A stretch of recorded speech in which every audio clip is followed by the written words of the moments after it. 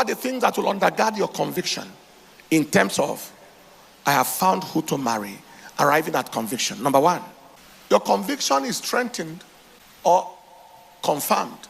What kind of person is a person that confirms your conviction? Number one, people whose vision align with yours. They speak your language. I'm not talking of dialect or tribe now. The language of vision. Their visions align. When you begin to talk, it's as if you and them have shared the note before. The kind of thing you want to do with your life is what they are talking about. What has occupied your life all these years is what they are talking about. People whose vision align with your vision. You know, Amos 3 verse 3 says, how can two walk together except they be agreed? That applies for the first point and also for the second point. You see, so when now your vision is to serve God on a full-time basis, and the girl's vision is to marry a politician. He said they will.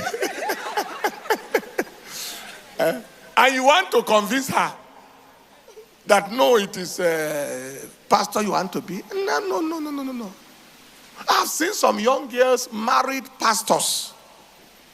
And the question I ask is, when you were growing up, did marriage to pastor occur to you? If it never occurred to you at any time that your husband could be a pastor or that you could be in ministry, why is it occurring to you now? Is it for shortage of husband?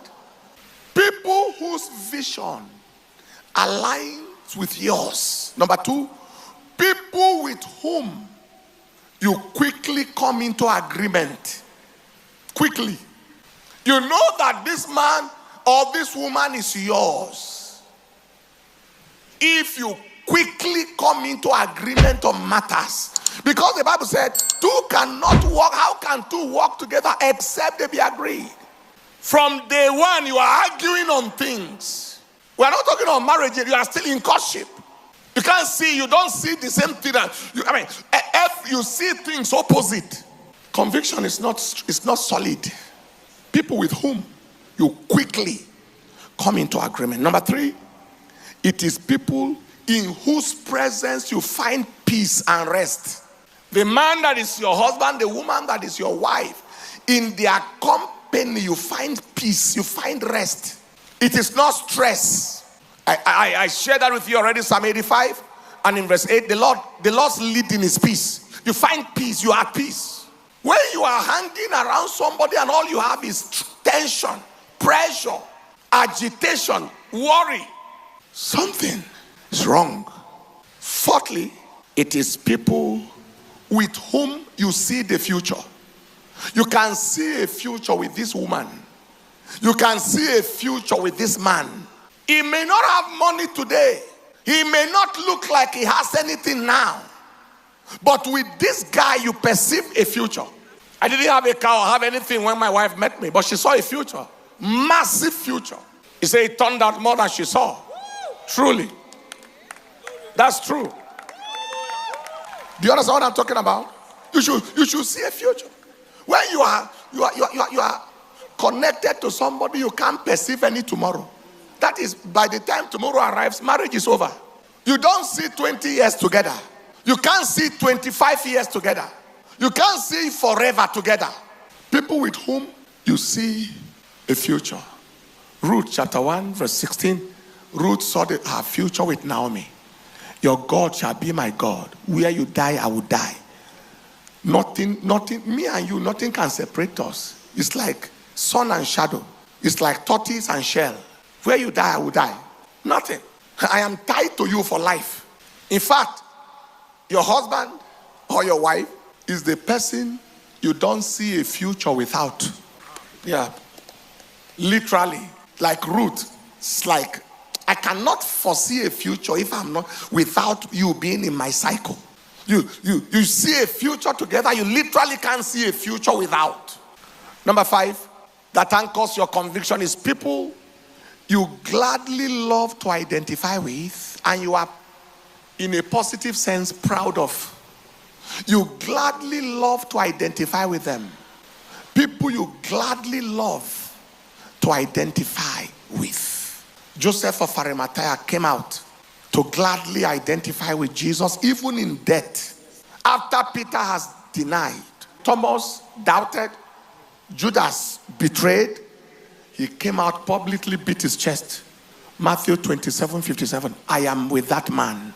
I've seen a lot of women marry men they are not proud of. Men they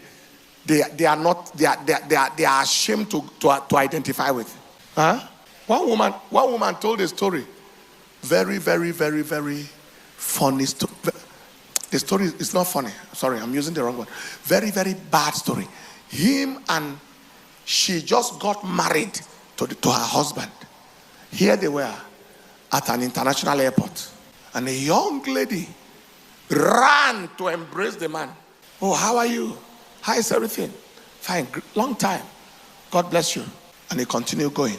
There's nothing like meet my wife. They newly married like a week. Meet my wife. Nothing. The woman looked and said, what am I saying? What am I saying? Am I his wife? Did he love me? Why did he marry me? That marriage is no more.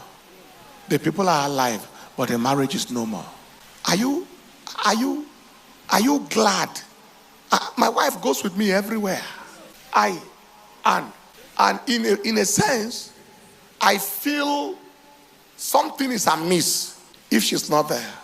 But there are many times I even beg her, okay, the journey is too stressful. Can you relax? You say, I like your company. That's what she said. I like your company.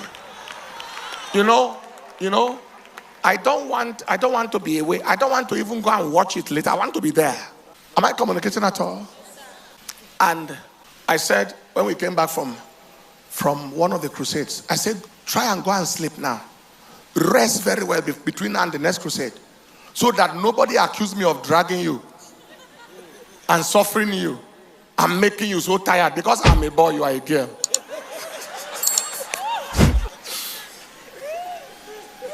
She said, okay, supposing I say I will not go with you. I said, no, it's not possible. You are going.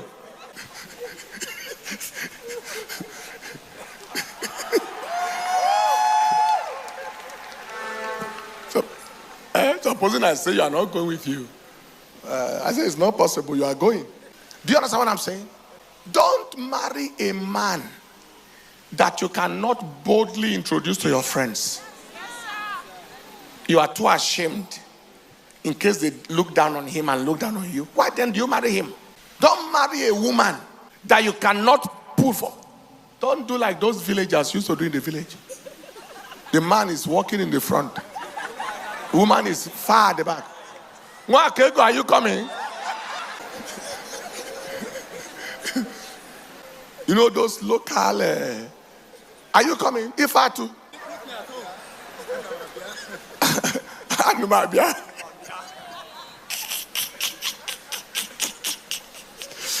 He's laughing. Don't do like those villagers. People you gladly love to identify with, and you are proud of in a positive sense.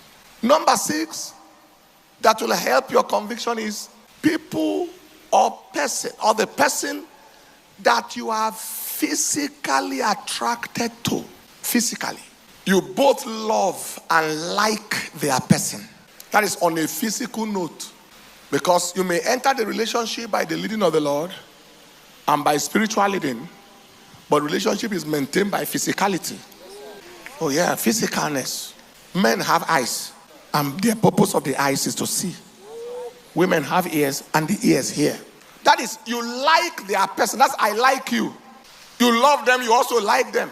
Love can be highly spiritual, but like is highly physical.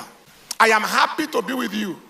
Anybody you don't love or like physically, that it appears as if you are just forcing yourself to marry, your disaster happens when you see somebody you like more than them in the future. That's what happens in polygamy. That's what happens in divorce. That's what happens in separation. The man leaves the house and is spending time outside, and children and children and wife can't see the father. Vice versa. Like, marry whom you are physically attracted to. You love them, you like them. It will help your conviction. Taking so much time on this, but how many of you think it's important? You think it's important? Finally, there should be people you can vouch for in terms of their relationship with God, character, and trustability. They are trustable. People you can vouch, that is you, not anybody. Not anybody, that's you yourself interacting with them. You can vouch for them in terms of their relationship with God, character, and trustability. That is, you can confirm that you are in relationship with a genuine Christian. You are in relationship with a true Christian. When the man begins to ask you for keys, that is when alarm should begin to blow in your head. You are not married. When the girl is saying, are you a man at all? And all of that, alarm should be ringing. When you and him went to buy something and they overpaid him, he kept the change. That is when alarm should be ringing in your head. When he's making a phone call, he's in Wuse Market, and you are standing with him. Yes, I am at the airport now. I'm trying to find out. I want to find out the flight that I told you. I told you I'll be coming. I'm at the airport now. And you are standing with him. And you look at him and you say, what are you doing like that? What happened? He said, oh, sorry. I just had to tell him like that. And you continue with such a devil agent. That's when the alarm should begin to blow in your head. Alarm went off. You see, when alarm rings, you take action. That's what I'm doing now. But you cannot vouch for this person. He's not only lying to people, he's lying to you. And you are seeing it. You can't vouch for his character. You can't vouch for his trustability, that this person can be trusted. Whether they are man or woman, your conviction is not sure. It shakes your conviction. These 7 tests, I gave you 4 tests. And under these 4 tests, I gave you 7 things. 1 Timothy chapter 4 verse 12, he said, let no man despise your youth, but be thou an example of the believers. That is, the person you are marrying should be an example of the believer. In word, in conversation. Conversation means manner of life. In charity, in spirit, in faith, and in purity. Somebody say aloud, amen.